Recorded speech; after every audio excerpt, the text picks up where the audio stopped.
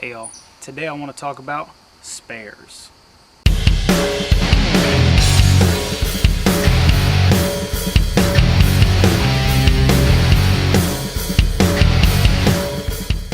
Alright, so you probably remember I was talking about getting Willie here, ready for a trip down to Ocean City for Jeep Beach Week. Went off without a hitch. He made it the 250 miles down, made it the 250 miles back, driving around while we were down there.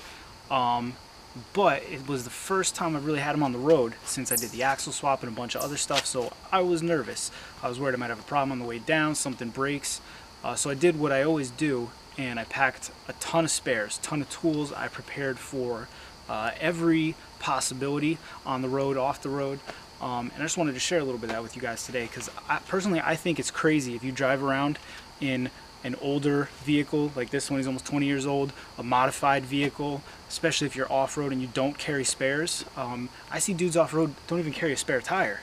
I understand if you have a patch kit or something, but that's just crazy, you know what I mean? You see a Wrangler, they took the tire off the back, they gave you a place to put it. Just leave the damn thing there, you know? So what I wanted to do was go through some of the things that I think are important when figuring out what you're going to carry as spares. In my opinion, the number one key is know your vehicle, all right? WJs have a tendency to blow through like TPS sensors and fan relays, you know what I mean? Stuff like that. You know, whatever it is that your vehicle may go through that may impede you. I had the silver one, the other not lifted WJ, my daily, on the highway beginning of this summer, and the fan relay blew. And I'm sitting on the side of the highway waiting for it to cool down. I was actually in traffic on Route 80, and you know, I couldn't do anything. If only I had a fan relay, I would have pulled over, put it in real quick, you know?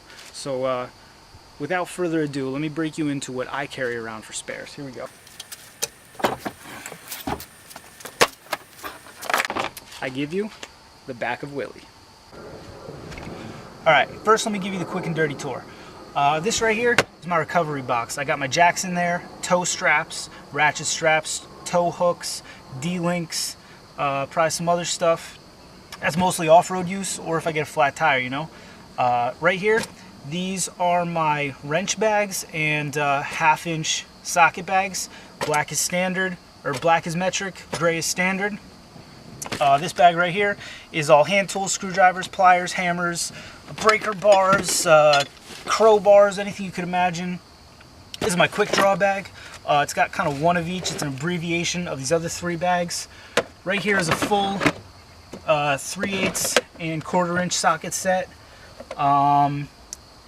This right here is my fluids bin. I've got every fluid the Jeep could need, you know. I've got coolant, I've got motor oil, ATF, power steering. This is diff fluid since I do have LSDs in. This is 75/90 for limited slips. Brake fluid. I've got a jack stand in there because honestly, if I'm on the side of the road and I have to do anything more than quick slip a tire on and off, I probably want it to be secured. Let's see, Eric was kind enough to let me borrow his very large half-inch battery-powered air ratchet. This thing is a monster. You want to pull lugs off, you could do anything with this. He and I are going to do a review of it at some point. Let's see, I also carry blocks of wood. They're jack points, both on the body and on the ground. You can't have enough little blocks of wood laying around. Back up here, I always carry an empty gas tank. It's not full because that would be gross riding around, but if I run out of gas somewhere, I'm going to want to be able to bring it, you know. It does take up a lot of room in my back here, but to me it's worth it. It's peace of mind, you know. If I'm off-road or I'm on-road, it doesn't matter. I know that I'm prepared for anything. Underneath here, I did do a tank tuck on this WJ, so there's not a lot of room where the old spare tire was, but I have a couple little things like jumper cables are down there, some spare nuts and bolts that go to this Jeep. I've got like spare sway bar bolts, probably spare brake caliper bolts.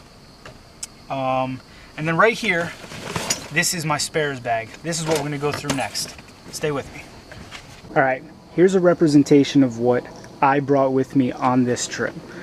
Before I left, my fan belt was squeaking a little bit. I isolated that it was not an idler or anything. It wasn't one of my other pulleys. So I went to the junkyard for $7. I got another fan belt. Could have bought it new, but this one was almost brand new and looked good enough. That way, if something happened to mine, I at least could get off the road. I also was having a little problem with some little leaks in my radiator hoses. So I went and pulled 2 of those just in case one bursts on the highway. See, this was mostly a highway trip, so a lot of the spares I brought were related to that. If it was an off-roading trip, I might have brought something else. I always have spare lugs in there. These are the stock bolts for my rear upper control arm A-arm. If you saw in one of my last videos, I put a spacer in. Just in case something happened with that, I could take it out and put the stock bolts back in. Here are sway bar bolts. I don't know why. I like lose mine. They come undone. So I always keep some extras. No matter what, all of my Jeeps always have a spare U-joint in there. I've been fooled too many times before. And then right here, in this box, this is where all the real spares are. This is the stuff that'll get you stuck on the side of the road for no good reason. Got a couple fuses. Here's a fan relay, which WJs are notorious for tearing through. Here is a spare mass air. Here's a spare TPS. Sorry, idle air. IAC. This is an IAC. This is like a mass air. This is your IAC. I've got, like I said, the spare TPS. I can't tell you how many times I've burned through a TPS on a WJ and thought I blew my transmission. If you have a WJ, go and pull spares of these, and if you are ever having a trouble where your transmission's not shifting, especially at like a specific point in your throttle, like if you're always at half throttle and it won't shift there, but if you're less or more, check your your TPS, throttle positioning sensor. This is a blinker relay. I've burned them out before. Why not have one? And a radiator cap, you know. All this stuff I pulled at the junkyard. All of these spares, they're used, yeah, but they'll get me off the road, you know. My theory is, if you see a Jeep sitting there in the junkyard and the front end is all mangled or the back end or anything, it was probably running when that happened, you know. So chances are all this stuff is good. Go there. They're like, sensors like this are up to $5. Sometimes they're even less, you know what I mean? Rad cap was like $2. Lug nuts I think are 50 cents. Get some spare lug nuts, why wouldn't you? These were probably $5, maybe $10 each, which is, you know, a lot. You'd say they're $20 worth of hoses here, but if that gets me off the side of the road as opposed to having to call a tow truck, money well spent, you know. So that's what I took for this trip, because it was a highway trip mostly. Oh yeah, obviously zip ties. Who the hell doesn't have zip ties, you know? Now, had this been an off-road trip, I might have brought some other things, so let's check that out. All right, 2 of the main things you're going to want to bring with you if you're going on an off-roading expedition and you're not trailering your rig, or maybe even if you are, you know, I don't have a truck with a trailer, so anytime I take one of my Jeeps off-roading, I have to drive it there and I have to drive it back. Stuff like, you know, an axle shaft right here. That's a rear axle shaft for my Dana 44A. If you have a Dana 40 or 38.5C, it's going to be similar. So they put in a lot of WJs, XJs, maybe TJs, I'm not really sure.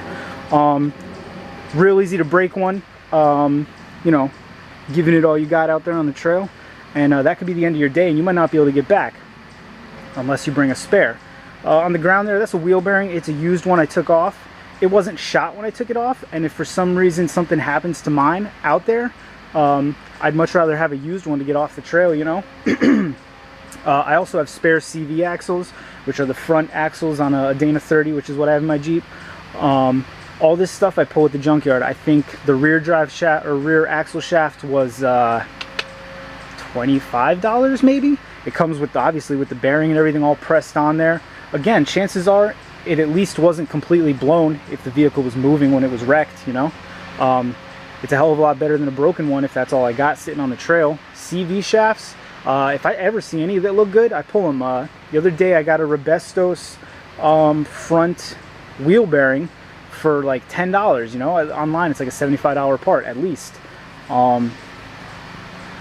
The key to spares, in my opinion, unless you are absolutely made of money, is you got to go to the junkyard, you know. You got to pull them there. I couldn't afford all this stuff here. This is hundreds of dollars worth of stuff sitting here.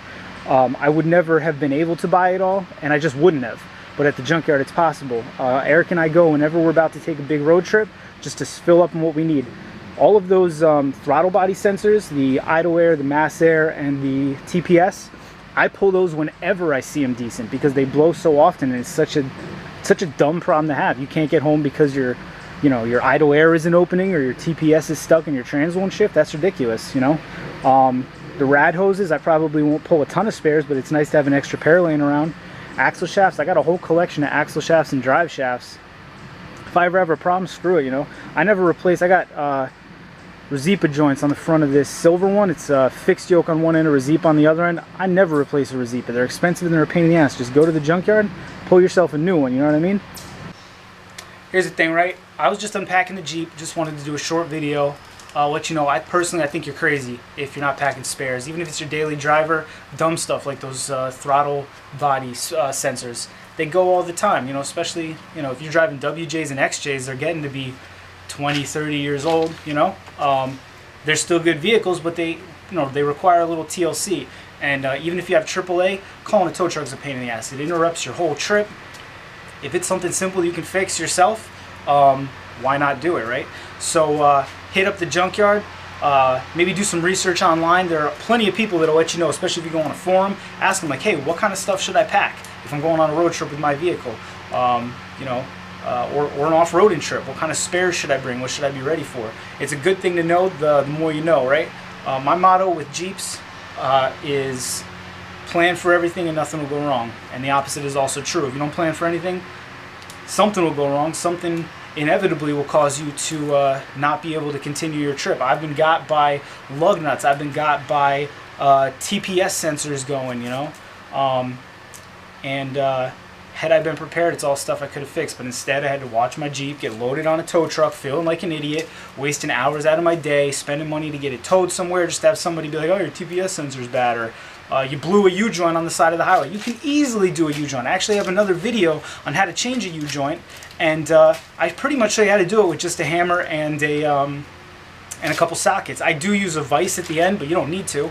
If you have a U-joint, you know, I've blown 2 U-joints on the road, and both times I didn't have them with me. Had I had extras with me, though, I wouldn't have had to call a tow truck, you know?